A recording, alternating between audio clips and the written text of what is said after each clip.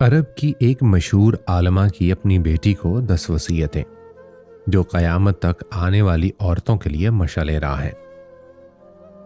عرب کی ایک مشہور عالمہ نے اپنی بیٹی کو 10 نصیحتیں کی۔ ان 10 نصیحتوں میں ایسی باتیں موجود ہیں جو قیامت تک آنے والی عورتوں کے لیے مشعل راہ ہیں۔ عالمہ نے اپنی بیٹی کو مخاطب کرتے ہوئے کہا کہ میری آنکھوں کی ٹھنڈک شوہر کے گھر جا کر قناعت والی زندگی گزارنے کی کوشش کرنا ہے۔ شوہر کے گھر جو دال روٹی ملے اس پر راضی رہنا، جو روکھی سوکھی شوہر کی خوشی کے ساتھ مل جائے وہ اس مرغ پلاؤ سے بہتر ہے جو تمہارے اصرار کرنے پر اس نے ناراضگی سے دیا ہو۔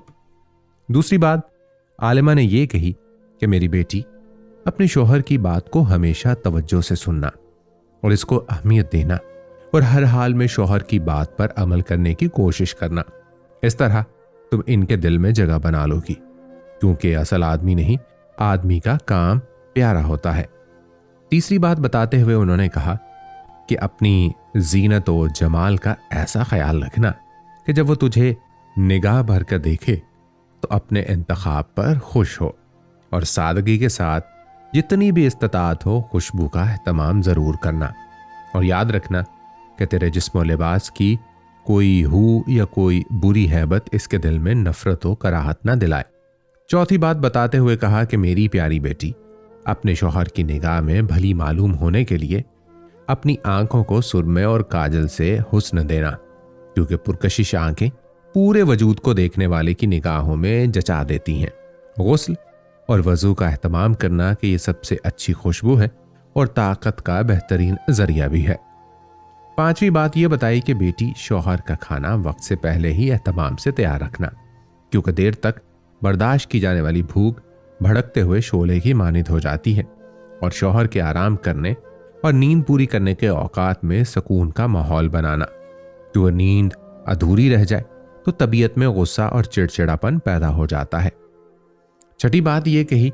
کہ بیٹی شوہر کے گھر اور ان کے مال کی نگرانی، یعنی ان کی اجازت کے بغیر کوئی گھر میں نہ آئے اور ان کا مال لغویات، نمائش و فیشن میں برباد نہ کرنا، کیونکہ مال کی بہتر نگہداشت حسن انتظام سے ہوتی ہے اور اہل و عیال کی بہتر حفاظت حسن تدبر سے ہوتی ہے۔ عالمہ نے ساتویں بات بیٹی کو بتاتے ہوئے کہا کہ شوہر کی رازدار رہنا، ان کی نافرمانی نہ کرنا، کیونکہ ان جیسے باروب شخص کی نافرمانی جلدی پر تیل کا کام کرے گی، اور تم اگر اس کا راز دوسروں سے چھپا کر نہ رکھ سکی تو شوہر کا اعتماد تم پر سے ہٹ جائے گا، اور پھر تم بھی اس کے دو رخے پن سے محفوظ نہیں رہ پاؤ گی۔ آٹھویں بات انہوں نے یہ کہی کہ میری بیٹی جب تمہارا شوہر کسی بات پر غمگین ہو تو اپنی کسی خوشی کا اظہار اس کے سامنے نہ کرنا، یعنی اپنے شوہر کے غم میں شریک رہنا۔ شوہر کی کسی خوشی کے وقت غم کے اثرات چہرے پر نہ لانا، اور نہ ہی شوہر سے ان کے کسی رویے کی شکایت کرنا۔ اپنے شوہر کی خوشی میں خوش رہنا، ورنہ تم ان کے قلب کے مقدر کرنے والی شمار ہو جاؤ گی۔ عالمہ نے نویں بات بتاتے ہوئے کہا کہ بیٹی اگر تم شوہر کی نگاہوں میں قابل احترام بننا چاہتی ہو تو اس کی عزت اور احترام کا خوب خیال رکھنا اور اس کی مرضی کے مطابق چلنا، تو تم شوہر کو بھی زندگی کے ہر لمحے اپنا بہترین رفیق پاؤ گی۔ عالمہ نے 10ویں بات بتاتے ہوئے کہا کہ بیٹی میری اس نصیحت کو پلو سے باندھ لو اور اس پر گرا لگا لو کہ جب تک تم ان کی خوشی اور مرضی کی خاطر کئی بار اپنا دل نہیں مارو گی اور اپنے شوہر کی بات رکھنے کے لیے تمہیں اپنا پسند و ناپسند اور دیگر کئی خواہشات کو دبانا ہوگا، اگر تم ایسا نہیں کرو گی تو تمہاری زندگی میں خوشیوں کے پھول نہیں کھل سکیں گے۔